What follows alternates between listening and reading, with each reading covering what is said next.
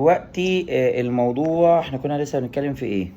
موضوع ان البيبي راح معيط في الثلاث اربع شهور الاولانيين. خلينا نقول دلوقتي ان بنسبة 98% من البكا بتاع العيل الصغير ملوش سبب. ماشي؟ ده ماشي. اهم حاجة معايا، ان هو اول اللي هو يمكن اغلبيتها انها ملهاش سبب. طيب اللي بعدها تلاقي حد طالع بصوت عادل امام يقول لك ايه؟ امال في ايه؟ لا ده بتاع ايه؟ ده بتاع اللي هو بتاع حسني مبارك ده، لا التاني. اللي هو ايه؟ ذاك هدح كده يعني، ده عادل امام. ف فالفكره اللي هو فريد الديب يعني. الفكره في موضوع ان العيل الصغير بيبكي في احيان كتيره ان هو بيبكي الى غير سبب. ناخد الاسباب الهايفه بالنسبه للعيل الصغير لحد الاسباب الصعبه. بس انا كدكتور انت داخله عليا دلوقتي، فاروح حاطط الاسباب الصعبه في دماغي. بنتك بتشد نفسها لورا، تقولي لي ساعات وساعات لا. اقول لك ممكن تبقى زعلانه، ممكن تبقى حمى شوكيه، وممكن تبقى قرحه معده. لا دي على طول الاولانيه. بتشد نفسها. لا تشد لورا نفسها لورا كده كده اه اللي هو بعنف جامد قوي. يبقى دي الاولانيه. هي طيب فجأة ممكن تكون نايمة وتروح لا رافعة راسها لورا. لا فرق ان العيل بيقوص لورا ده مزاج عند بعض العيال بما فيهم الاطفال اللي هم متلازمه داون كمان، وبيحصل عند المبتسرين، وبيحصل عند بعض العيال اللي هم حجمهم صغير في بعض الاوقات. وبين ان ده يبقى له علاقه ببدايه اللبن، ببدايه الرضاعه، او بعدها، او ان هي حست ان دي ماما فيلا بينا نصرخ. يبقى ده الاولاني. يبقى اللي هو ايه؟ اللي هو يا اما دي وضعيته الطبيعيه، يا اما متضايق من اللبن ذات نفسه، سواء كان التهابات معده او ارتجاع حامضي. مش صامت بقى يعني، هو ممكن يعتبر تبع الصامت، وممكن كمان ان هو يعتبر التهابات على المخ بالنسبه للعيل الصغير، بس ده بيبقى مصاحب لها تشديده بزياده ولم نفسه لورا، وممكن الرضاعه تبقى قليله سنه صغيره. يبقى دي اول واحده. طيب في عيل تاني، بص انا هعدد معاك الاسباب علشان خاطر لما تيجي تقولي لي ها هو ده، ومش هيطلع هو برضه. لا هي عندها ارتجاع المريء ده عشان وهي نايمة بلاقي فكك فيه فكك من بقى الكلام. فجأة بتبلع كده. طيب يعني خليني ماسكها لك كلمه كلمه علشان خاطر هقول لك في موضوع ان هي عامله زي ما تكون بترجع وحاسه ان في صوت وبتبلع والكلام ده كله. يعني اللي هو عارفه اللي هو ايه؟ اللي هو قومي شيلي البنت في الشياله وانزلي في الشارع. كل اللي انت بتحكي فيه ده كله هتسيبيه في البيت وهتنزلي انت وانت كويسين. فيعني خليني اخلصها لك حاجه حاجه. المهم يعني بنتي ممكن من وسط الصريخ اللي هي بتصرخه، انها لو هي بترضع طبيعي مثلا ولا حاجه، جايه تنام على جنب، فالحته دي اصلا في التهابات في الودان، فتروح مصرخه منها، سواء كان نايمه بترضع طبيعي ولا بترضع صناعي، والحته دي ملتهبه بسبب او باخر. والرضاعه الطبيعي ملهاش علاقه، علشان برضو تبقى انت موجوده معايا في الصوره. فالعيل الصغير يبقى لما يجي ينام على جنب، فالودن دي بتاكله فبتزعله، فما بيرضعش، وبيبقى متابع لها ان هو بيصرخ وله وضعيه معينه بيرفضها، سواء كان من الصدر او من النومه. وان ممكن يبقى فيه سخونيه، والريفيوزال بتاع الفيدنج اللي هو ايه؟ ان هو بيرفض الرضاعه. طيب يبقى دي الثانيه. الثالثه ان العيل الصغير في وسط الصريخ اللي هو بيصرخه، تلاقيه مثلا كان بيعمل عنده دور التهابات مجرى بول. فالعيل الصغير ممكن تلاقيه بيصرخ على غير هدى، فبحاول ان انا اقول للام ابقي انزلي اعملي له اشعه تلفزيونيه، علشان خاطر لو في اللي هو بيسموها ايه؟ ارتجاع حالب، او دي في الحالب او في المثانه. من الحاجات ديت ممكن تتسبب في ان العيل الصغير، او التهابات كمان، ان دي تتسبب في انه لما يجي يعمل حمام ولد او بنت يحصل صريخ مصاحب لها سن الدفيان او ما يحصلش.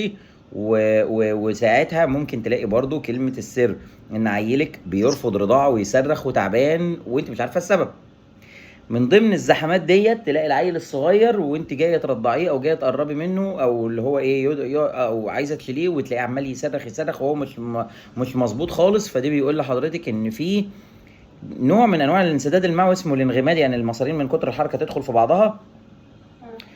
تعملي اشعه تلاقيها، تعملي اشعه بعدها بشويه ما تلاقيهاش. دي ممكن تحصل قليله جدا بس بتحصل، ودكاتره الاشعه يحكوا في الموضوع ده، وبعض دكاتره الاطفال كمان يحكوا لك عليه. ففكره ان ممكن يبقى في انسداد معوي دي امر وارد. تخيلي في وسط الزحمه دي كلها بقى، وحاجتين تانيين: العيل كان واقع ما حدش عايز يقول، العيل مخبوط وما حدش عايز يقول، امه كانت زعلانه وما حدش عايز يقول، اصل العيل اسمها ديت حد شخط فيه وما حدش عايز يقول، ان يعني العيل الصغير ماما بترضع طبيعي، فممكن تبقى بتاخد واكله بصل او توم هيج بطنه او كرنب، وفي بعض الاطفال وممكن العيل الصغير كمان ماما بتاخد برشام منع الحمل او بتاخد حاجه فيها كورتيزون او ماما بتدخن او هي متعصبه او راحت عزا، فتلاقي العيل الصغير ابتدى ايه اول ما يشوف الحاجات دي كلها يترعب ويصرخ ويبهدل الدنيا. متخيله كميه الاسباب اللي انا بقى قاعد فيها؟ يقوم بقى ايه حد يقول لك ايه يا عم خليك عاقل كده ويقول لك كومن از كومن، فايه اللي هي الحاجات الاساسيه اللي بتحصل بالنسبه للعيال الصغيرين. عيل بيرضع انا بطنه بتوجعه، ماشي نخش في موضوع بطنه بتوجعه. بنقول ايه؟ بنقول ادويه المغص تحصيل حاصل. فلما تيجي تقولي لي اصل انا جبت فلان وفلان وفلان وفلان وفلان وفلان وفلان زي الفل، وانا لسه كنت بتكلم على ماء نونو من شويه، وقبلها كنت بتكلم على حاجه ثانيه، وقبلها على حاجه ثالثه، والكلام ده كله. فببساطه جدا اديتي جابت فايده، ما اديتيش او ما جابتش فايده، ارحموا نفسكم. يعني اللي هو ايه الناس اللي بتنزل تجيب ماء غريب المستورد الاول، سواء كان الاماراتي ولا اللي جاي من السعوديه ولا اللي جاي من امريكا اللي هو العلبه الزرقاء، ولا اللي جاي من هنا من مصر، ولا بيبعتوا يجيبوه من الهند. ليه يا جماعه؟ وتلاقي العلبه مثلا وصلت لحد 1000 جنيه. طب ليه يا جماعه؟ اصل عشان المغص مقطع العين. ما انتوا لسه يا بشر ما دورتوش على كل المشاكل السوداء اللي موجوده في بطن العين، وما عملتوش اشعه تلفزيونيه، وما عملتوش تحاليل، وما عملتوش سونار، وما رحناش لجراحه اطفال، علشان خاطر ممكن يبقى العيل، ركزي بقى، ممكن من الخبطه تلاقي العيل عنده كدمه، كسر ترقوه، العيل ملفوف غلط. طب خدي الحته دي، نونو داخله عندنا المستشفى ايام ما كنت شغال في الصحه، البنت داخله تبكي صرخ السنين. اتعودت العيل اللي بيصرخ قلعه ملط وسلم عليه وقلبه وفليه وعد صوابعه صباع، وعد شعره وشعر مامته قبل وبعد، يعني هي مجازا يعني شعر امه يعني، وابتدي دور في عيل. لقيت ولد، لقيت 4 شعرات من عند مامته لفين على القضيب بتاعه قاطعينه. والبت اللي انا بحكي لك عليها ديت اللي هي كانت عربويه، شعر امه طبعا انت عارفه اللي هم الجماعه اللي ايه اللي هم العرب دول، الشعرايه يعني الشعرايه تتوزن. فجايه من ضمن الكلام الناس الجميله كده اللي في العيله عندهم، لبسي العيل من هو لسه مولود، ملبسينه 5 حتت وبطانيه وداخله بيه وماشيه بالبطانيه في جو اقل من اللي احنا فيه ده، يعني جو حر، وداخله والجوانتي ومقفول على العيل، شعرايه لفه هنا 5 لفات، وهنا حوالي لفتين، وهنا حوالي لفه. ده الصباع ده غرغرينا، الصباع ده مات، الصباع ده لسه وارم، والعيل عمال يعيط، وطلعت في النهايه خالص فتله من شعر امه ملفوفه حوالين الايد الاولانيه. بدور في الايد الثانيه لقيت. طبعا دي يعني حصل مشكله كبيره قوي يعني، وبهدلنا الدنيا، ودكتور الجراحه جه عمل واتحولت اوعيه دمويه، وكانت لنا مش فايته يعني. فشوفي كل الاسئله اللي في الليله دي بعد الزحمه دي كلها ومع استبعاد كل المشاكل، نرجع بقى للكلمتين اللزاز بتوع مين؟ بتوع الناس الحبايب، اللي هو ايه؟ ما هي عنده ارتجاع صامت. حضرتك كل العيال الصغيرين عندها ارتجاع. يطلع لي اب لذيذ الاسبوع ده يقول لي ايه؟ لا ده ترجيع. ليه يا عم الحاج؟ قال اصل بيطلع من مناخيره. قلت له ليه؟ اصل قال لي يبقى كده كتير، فكتير وسائل يبقى ترجيع، قليل ومقطع يبقى ارتجاع. قلت له يعني بطيخ لاجل في بطن امه. انا قلتها له كده بماده هزار، فالراجل بيقول لي نعم. هو طلع في الاخر خالص يعني اللي هو ايه شغال في حته تقيله يعني. فبقول له في الاخر حضرتك شغال ايه؟ راح باصص له وضحك كده وقال لي في حته تقيله يعني. المهم يعني فالراجل كان داخل اللي هو مقضيينها ضحك وبتاع، بس هو عمال يقول لي اصل انا حفظت كذا. قلت له ساعتك انت بتشتغل ايه؟ قال لي انا مستشار. فبقول له يعني طب سيب حاجتك لنفسك وسيبني انا افتي في شغلي. قال لي ما على حسب اللي احنا رحنا لهم وعلى حسب اللي قالوا لنا، وان احنا لما بنيجي نبلع الحاجه بتوصل ما اعرفش لحد فين، فباجي بعديها بتروح وهي راجعه بسمع صوت البلع واسمع صوت حركه المصارين، فبروح قايل للاهل ايه؟ ما هو لو انا ما سمعتش يبقى في مصيبه. فتسمعي صوت البلع، تسمعي صوت الترجيع، تسمعي الكركره بتاعت الترجيع، يوصل لحد هنا والعيل يبتدي يدور كده ويبتدي يبلع، حاجه وصلت لحد زوره ما بلعهاش يعمل كده. كل ده امر وارد. تقولي لي اصلا انا ما كرعتهاش. هقول لك من غير حلفان، ان قدرتي تكرعيها 5 مرات ساعتها ابتدي اتكلم واقول لك ان انت طلعتي جزء من عشر من كميه الغازات اللي موجوده في النص الفوقاني مش التحتاني. التحتاني بالمساج ينزل يطلع بومب. وكنت قديما بقول ايه؟ طلعوا لي البومب من بطن العيل، هاتوا له الخرطوم اللي هو القسطره ده ويدخلوه فيه من تحت علشان خاطر يطلع اللي هو الايه الريكتال تيوب، حاجه كده تيوبه كده صغيره بيدخلها من تحت علشان خاطر تقعد تسحب الريح اللي جوه. مش هيطلع كله، مش هيطلع. فلما يجي يتكلم يقول لك لفوق ده البرب اللي هو التكريع. هتكرع كم مره؟ واحد يقول لك انا لازم اكرع في وسط الرضعه، وبعد كده بعد الرضعه، وبعدها بساعه بربع ساعه كمان تكريعه ثانيه. قلت له ان اتكرع معاك تعال خد اللي انت عاوزه يعني من غير مراهن، تعال خد اللي انت عاوزه. فالعيل بيقعد يتاخر لحد ربع ساعه ونص ساعه وساعه كمان، والام الغلبانه واقفه على حيلها وعماله تخبط وتربط وتطبطب على ظهر العيل الصغير بعد ما كتفها اتخلع وايديها وجعتها وعماله تسقط كده. واصلا اللي قال لها الكلمتين دول، انا لما حد بيجي يقول لي كده اقول لها ايه اللي قالك الكلام ده؟ اديله العيل خليه هو يكرعه ويوريك التكريعه ازاي. تقول لي لا، ما هو انا خايف اقول له الكلمتين دول يضربني او يطردني. فاقول لها طب خلاص، يعني دي اول حاجه. الثانيه فكره انها اصلها عندها ارتجاع يا فندم، بنقولها كده اللي هو ايه، عربيه مرسيدس مثلا رينج لا رينج ايه، لاند كروزر مثلا، صوت المكنه بتاعها عالي، ما ينفعش يجي واحد عايز ابص له كده واقول له اجري يابا ويقول لك لازم اوطي صوتها، ما ينفعش. فهو صوت العيال الصغيرين سواء كان صوت حركه المصارين او حركه البطن او حركه البلع او حركه الرضاعه ذات نفسها، وهو بيرضع البيبي بيعمل كده، فالحتتين اللي في الجنب دول بيشدوا جنبيها، فتيجي تيتا. وبعض الدكاتره الجمال يقول لك ايه، يقول لك اصل العيل بيسك. ماشي، ما هو بيسك يعني ايه؟ اصل سقف حلقه واقع. يعني ايه سقف حلقه واقع؟ عندك مشكله في سقف حلقه؟ يجي واحد تاني لما تيجي تزنقه يقول لك ايه، لا اصل سقف حلقه مرفوع. يا ابني انت عندك ده متلازمه؟ لا مفيش. طب انت بتعمل ايه؟ طب خلاص بقى دول تيتا تعمل له قهوه بليمون وتعمل له مساج في سقف حلقه وترفع له سقف حلقه عند الست المبروكه.